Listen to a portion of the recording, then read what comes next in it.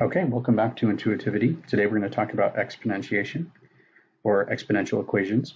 So we have a base called a here and an exponent, we're calling x here, and we say that y is equal to a raised to the power of x. Now a and x are both in the real numbers, which means that y is also going to be in the real numbers. And for right now, just for simplicity, let's confine x to just the positive integers. And we'll kind of open up this restriction as we go on, but if we think about it in the positive integers, we can understand exponents a little bit easier. So a to the power of x is equal to 1 times a times a times dot dot dot times a. So we see here that there are x many a's. So if we have here a 3, then there will be 3 a's out here. If we have a 10, there will be 10 a's out here, okay? So let's just look at an example and see what we're looking at here. So 2 to the raised to the power 2 is just equal to 1 times 2 times 2. I have a 2 in the exponent here, so I have 2 2's out over here. And that's easy to evaluate. That just equals 4. 2 raised to the power 1. Again, we just have 1 times 2, which equals 2. And in general, any base raised to the power 1 is just going to be equal to itself. Now, this is where students get confused. So if I have 2 raised to the power of 0, most people get to this point and write a big question mark. What do we have here? Going back here, you probably were thinking, why did you write the 1 out here? Most people don't write that, I think, and it confuses students. There is a 1. There's always going to be a 1 here, and I'm writing it out for clarity. So if we look at this, we have, in this situation here, we have 1 multiplied by 2 one time. So we get 1 time from this, from the exponent. So 1 is multiplied by 2 one times. And here, since we have an exponent of 0, 1 is multiplied by 2 0 times. We just get 1. We are multiplying it by 2 0 times, or we're not multiplying by 2 at all. So we just get 1. And in general, any base raised to the power of 0 is going to equal 1. These are two great properties of exponents that you should know off the top of your head. Okay, let's just not confuse this with 1 times 0. That is not what we have. We don't have 1 multiplied by 0. We have 1 multiplied by 2 0 times. Okay, so we just end up with 1. So I hope that makes sense. I think that's the most simple way for us to conceptualize the 0th power. Okay, there are 4 rules, really 3 rules, and then one is kind of more of a derived rule of exponents. The first rule is the summation rule. So a to the power x times a to the power y is equal to a to the power of x plus y. And we'll do a quick example here. So if I have 2 to the power 3 times 2 to the power 2, that's equal to 2 to the power of 3 plus 2, or 2 to the power of 5, sorry. And if we just do this, multiply this out longhand, so I'm taking this and we'll just put parentheses around both of these. So we have 2 times 2 times 2. And again, remember that there is a 1 here that I'm just kind of leaving out because it doesn't really affect the value of what's evaluated. And so most of the time we leave it out. I put it in my first examples here so you could understand 2 to the power 0. But in general, I'm just going to leave it out for the rest of these unless we really need it.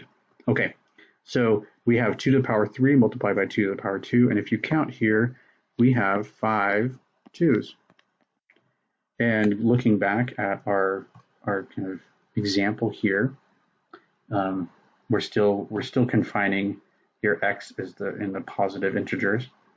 So we have x is equal to 3 and 2 here in this example. So we just are taking the number of a's here, and that gives us the value of x. So since we had 5 a's down here, we have a 5 up here. Okay, so then let's, I think that this is kind of intuitive, right? Going back to this, so let's erase these parentheses. So I have here, I'm multiplying 1 by 2 3 times, and then I'm multiplying it by 2 more times. So I'm multiplying by 2 a total of 5 times, hence 2 to the power 5. Okay, so the second rule is the product rule. So if I have a to the power x, and then that is all raised to the power of y, we can just multiply them. So this is equal to a to the power of x times y. So an example here, I'm going to erase a little bit of this so we have room.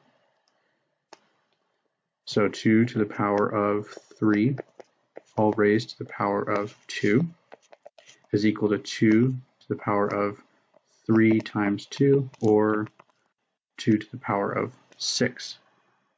So let's just multiply this out longhand again. So we have 2 times 2 times 2, so that's 2 to the power of 3, and that is all raised to the power of 2, which is equal to 2 times 2 times 2, and we're going to do that by itself twice. Oops, times 2 times 2, okay?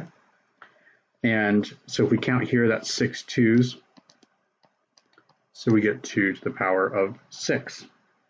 Another way we could think about this is if we, instead we evaluate what's in here, and we say that that is 8 to the power 2, that equals 8 times 8, which is equal to 64. And if you multiply 2 by itself 6 times, this is also equal to 64, you'll see. So these are kind of equivalent ways to think about it. But the product rule kind of makes sense. I'm multiplying 1 by 2 3 times, and I'm performing that operation twice. So I should get 1 multiplied by 2, 6 total times. So, okay, I'm going to erase these. Oops, come on. To give myself a little bit more room. So hopefully that makes sense there. Our third and final rule is a to the negative x is just going to be the inverse rule. So we have a to the power of x down here. And just so that we're on the same page, a to the power of x is equal to 1 over a to the power of negative x. So this goes both ways. And example here, 2 to the power of negative 3 by the inverse rule is equal to 2 to the power 3, and that is equal to 2 times 2 times 2 down here, or 1 over 8. Okay. And we initially talked about confining x to the positive integers, and now we've gotten away from that. So now we're looking at, here I'm going to erase this, now we're looking at all integers, where we've opened this up a little bit. So now I have negative 3. What does that mean? Back at our old definition here, we're saying we're multiplying 1 by a x times, but when x is negative 3 here, what are we really doing? Well, you can see by the inverse rule that what we're doing is we are dividing by 8. So another way to write this out here, 1 over 2 to the power 3, or I should write here 2 to the power negative 3 is equal to 1 times 1 over 2 times 1 over 2 times 1 over 2. So this is like dividing 1 by 2 3 times. So if I have 2 to the power of 3, of positive 3, I'm multiplying 1 by 2 3 times. And if I have 2 to the power negative 3, I'm dividing 1 by 2 3 times. So this kind of indicates a division. So that's what this negative kind of means to us. And to kind of help with the intuition and understanding this, let's just look at another example. So I have 2 to the power 3 over 2 to the power 2. And if we multiply this out longhand, oops, forgot my multiplication here, 2 over 2 times 2. We can just cancel these out, and we end up with 2. Pretty easy. Let's just use rule number 3 here, this inverse rule, to simplify this. and see what happens. So we have 2 to the power 3 times 2 to the power negative 2. So since I moved 2 to the power 2 from the denominator to the numerator, I'm going to negate the exponent. Now I'm going to use the summation rule, rule number 1. So if you look at the summation rule, I can take this and say this is 2 to the power of 3 plus negative 2, which is equal to 2 to the power of 1, which equals 2. So we get the same answer here. So here, if you want to think about this, if you want to think about this as 1 was multiplied by 2 3 times, and then it's divided by 2 2 times. So we end up with 1 multiplied by 2 just 1 time in the end, and we end up with 2. Okay, so that is rule number 3. And I said again that I was going to do one more rule, and it's not really a rule, it's kind of something we can derive, but I think that it really helps in understanding exponents. So if I take the general form of the equation here, and I want to kind of reformat this, I am going to use the product rule, and now I'm going to get into the rational numbers. So I've got a rational power here, 1 over x, that I'm going to do to both sides, and we're going to evaluate what this is. So I have y to the power 1 over x, and I can use the product rule here on the right. So this is a to the power of x times 1 over x, and that is equal to a to the power of x over x, which is just equal to 1, and a to the power 1 is a. So I end up finally with y to the power 1 over x is equal to a.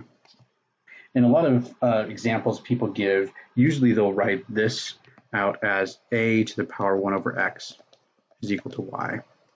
And actually they'll usually write it out like this and say we have this kind of situation. I think that this form using a as the base is a little bit confusing, and so I like to use y as the base because it helps us to understand where this is coming from. So in the general form of the equation, y equals a to the power x, we already have the base, and we have the exponent, and we're trying to evaluate this and figure out what the answer is. But here in this form, we have the answer, right? And we have the exponent, and we're trying to go backtrack to find the base. And I think this is a little bit more intuitive way of thinking about this form of the equation. So I'm going to go ahead and write this as x root of y. So this boxed area is going to be what we call rule number 4, and let's say maybe the root rule, I guess. And let's see if we can, get an example for this. So I'm going to erase some of this stuff over here and give myself some room to create an example. Okay, so if I have 2 to the power of, 8 to the power 1 over 3, and I want to know what is the answer, what is base A. I can write this out as the cubed root of 8. Okay, so that's maybe you find one of these forms a little bit easier to think about. But if you're like me and you find this to be confusing or difficult, let's just kind of reformat this so that it's easier for us to think about. So I'm going to raise both sides to the power of 3. And we've seen this already here, that this is going to cancel out, and we just get 8 on this side. And over here, we get a to the power of 3. So this might be a little bit easier for you to think about. I have trouble with this. Like, what does that equal? But this is a little bit easier for me. I can think this, okay, some number multiplied by itself 3 times is equal to 8. I think that's a lot easier to kind of wrap your head around. So you might recognize that a here is equal to 2. So 8 to the power 1 over 3 is equal to 2. So if we have the base of 2, here I guess I can use this pointer. So the base is 2, the exponent is 3, and the answer then is 8. So 2 raised to the power 3 equals 8. And this form is just kind of showing that to us a little bit more clearly. Maybe you find this to be a little bit more clear. 2 raised to the power 3 equals 8. Okay, so hopefully you can kind of see how this is. Let's just actually take one more example. I'm going to do an example problem, and we're going to see this fractional power kind of coming out. So now we've gone from x in the positive integers, and we've gone ahead and erased that, and now we've moved it to also the rational numbers. So the rational numbers, and now let's just erase that all out, and we can see things. Y is equal to some a to the power. We could have anything. We have a power of pi. We have any real number here, and this can be really difficult for us to think about. But this next example, I think, is going to kind of help us to think this through. So I'm going to get this over here so we can see those 4 rules, and I'm going to create an example. So 2 to the power 3 times 2 to the power 7 is equal to 16 to the power of x times 2 to the power of 4. Okay, we are asked to find a solve for x. And this may look a little bit daunting to you, but we're just going to go through the rules one at a time. So rule number 1 we can use here on the left, and I can see that this is 2 to the power of 3 plus 7 is equal to 16 to the power x times 2 to the power 4. So we have 2 to the power of 10 over here is equal to 16 to the power x, 2 to the power 4. Now I'm going to divide both sides by 2 to the power 4 to get that onto this other side. Okay, so this cancels out over here. And over on this other side, on the left, we can see that we can use the inverse rule. So I have 2 to the power 10 multiplied by 2 to the power negative 4 by the inverse rule. And then we have 16 to the power x on this side. Now I can use the summation rule to combine 2 to the power 10 and 4. So 10 minus 4 gives us 2 to the power 6. And then over here, I have 16 to the power x. So we still don't really know how to solve this, and that's because our bases don't match. We have a base 2 on the left and base of 16 on the right. So let's change 16 to base 2. If I multiply 2 times 2 times 2 times 2, I recognize that this is 16. And I can then just take this and recognize that that is 2 to the power of 4. So I'm going to replace 16 with 2 to the power 4. So I have 2 to the power 6 is equal to 2 to the power 4, which is 16, and that is raised to the power of x. Now I take the product rule to combine 4 and x, and I have 2 to the power of 4x. And I can recognize here that since the bases are the same, the exponents must be the same in order for this to be equal. So I can then say that 6 must equal 4x. If it doesn't, then I cannot have, I can't have something like 2 raised to the power 3 equals 2 raised to the power 4. I can't have that, because this is 8 and this is 16, but that doesn't equal. So it must be the case, if there's an equal sign there, that the exponents have to be equal if the bases are equal. So we can solve this really quickly. We can see that that's 6 over 4 or 3 over 2. And let's just go back. Now we see that x is 3 over 2. Oops. So x is equal to 3 over 2. And we're going to evaluate 16 to the power 3 over 2. Now that we have these 4 rules, can we solve for this? Let's see what we come up with. Well, first I'm going to use the product rule to simplify, because I can't, to write this out as like 1 times 16 times 16, and I have over here, I have 3 over 2 16s. I don't know about you, but I have no idea what to do there. That's not simple. So we really need to get this in a form that's a little bit more easy for us to solve. So I am going to use the product rule to kind of break this fraction up into 2 pieces. Okay, so by the product rule, just kind of working backwards, I can write it like this. And I'm going to kind of zoom in here and move this over. Okay, so that's pretty good. Now we've got this. We can write this in a form that's maybe a little bit more intuitive to us. And here when we write a square root without any number here, there's an implied 2. And so we have 16 to the power 1/2, or 16, the square root of 16. And we're trying to find out what does that equal? What is the base that we're kind of looking for here? So I say that a raised to the power of 2 is equal to 16. And that may be difficult for you to solve, so I'm just going to kind of look at this trick that we were doing before. So if I raise both sides by the power of 2, then this cancels out with that, and I get a 16, and I get a to the power 2. So maybe it's a little easier for you to think about this.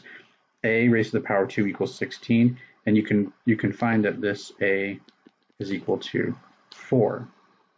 Okay, so here we're going to go back up. I'm just going to erase this work down here and go back up here and solve. Okay, so 16, the square root of 16, or 16 to the power 1/2, is just 4. And that's raised to the power of 3. And this is pretty easy at this point for us to solve. And this is equal to 64, if you do the math. Okay? So we have taken a fractional power now, and we have evaluated it. And this is doable because I happen to have a nice power here, and I designed it that way. But if we had, 16 to the power of 1/3, and we wanted to know what that equals, well, we don't have the ability to just kind of by hand solve that, because this is, so we have some base, some number multiplied by itself 3 times equals 16. Well, there is no number, whole number that fits that bill. This is going to be some sort of fractional number. And to find that out here, let's just go ahead and do a calculation. So I have a little calculator here. So if I have 16 to the power of 1/3, and I want to know what this is equal to, well, it's 2.51. Not right. This is just some really long decimal number multiplied by itself 3 times equals 16. So it's not really easy for us to kind of think about this and solve it by hand. So in a future video, we're going to go over how we would evaluate this kind of thing by hand. And it's not really fun, so I recommend using a calculator or computer program to evaluate this. Okay, the last thing that we want to look at is graphing this. So I'm going to zoom out here a little bit and draw the coordinate axes. And we're going to look at the graph of the exponential function. So this is y. And we have a point of interest right here. And I'm going to just kind of draw this out. Okay, so this is the equation y equals a to the power x. And there are a couple of points of interest here. So the first point of interest is where it crosses the y-axis. And the next point of interest is when x is equal to 1. So we're going to just look at this. I'll zoom in here a little bit. And let's see what these two y values are. So again, I have the equation of y is equal to a to the power x. And when x is equal to 1, so I have a to the power 1, we found earlier that this is just, this is just equal to a, right? Or 1 times a, so it's just equal to a. And when a is raised to the power of 0, we also found that this is just equal to 1. So here on our plot, we have the value of a, we value it at 0, or on the y-axis, we have a 1 here. And then this value is a. So for all exponential functions, we have these 2 points of interest.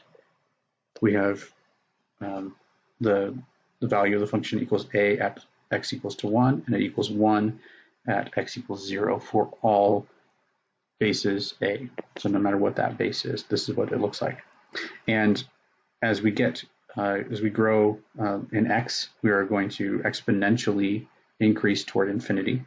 And as we go toward negative, as x gets smaller in the negative direction, we are getting closer and closer, asymptotically approaching the x-axis. Because again, this is like division. So if we have a to the power of negative 12, this is equal to 1 times 1 over a, 12 times, right? So 12 times that we do this, and that number is just going to be itty bitty, right?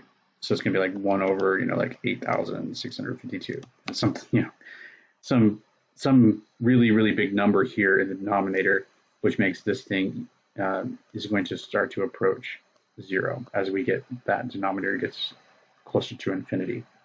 So this asymptotically approaches the x-axis to the left and approaches infinity rather quickly to the right.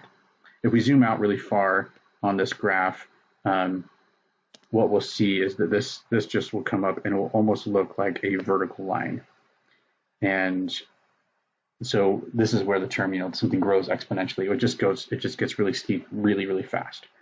And I think that is everything that you need to know about exponential functions. I'm going to zoom in again here on these 4 rules.